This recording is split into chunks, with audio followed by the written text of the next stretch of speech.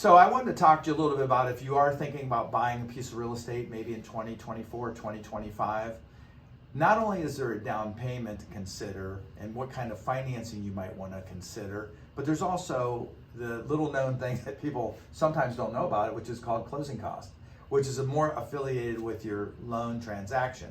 So Dom, what do you know about closing costs? Because a lot of people don't factor that in. Yeah, so a lot of times you're thinking, well, I only have to pay my down payment. Why am I being told I have to bring X amount more to closing? What would be X amount more? It could be $4,000 to $6,000 extra. Wow, that's a lot. Yeah, right. So there's lender fees, title fees, and a few other fees that have to happen. And like I just found out, appraisal fees have just went up a little bit. So when you're choosing a lender and things like that, there's a lot of factors that we can help educate you on and point you in the right direction for the lending side that'll help keep those closing costs a little more reasonable than what you were expecting. Zev, what are you hearing now? Yeah. So it's always unfortunate when you are expecting costs to be so much and then you get a surprise like that where it ends up being more. You know, there's some banks locally here to where we're at in Stark County that actually have programs available for, FHA, VA, different types of programs where rather than having that large closing cost payment, they pay the bulk of it and you pay a $500 fee, and that can be a lot more palatable than $4,000 to $6,000, for example. So would that be important to you to know?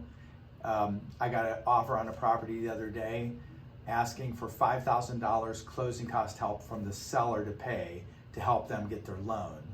Now think about the market we're in now. It's a seller's market, so they had no success. But if the agent was savvy enough to understand these programs he's talking about, then technically he wouldn't have had to ask for any of the closing costs, because if he went to a specific lender, if he knew about the local program, then there's only $500 worth of closing costs, which is unheard of.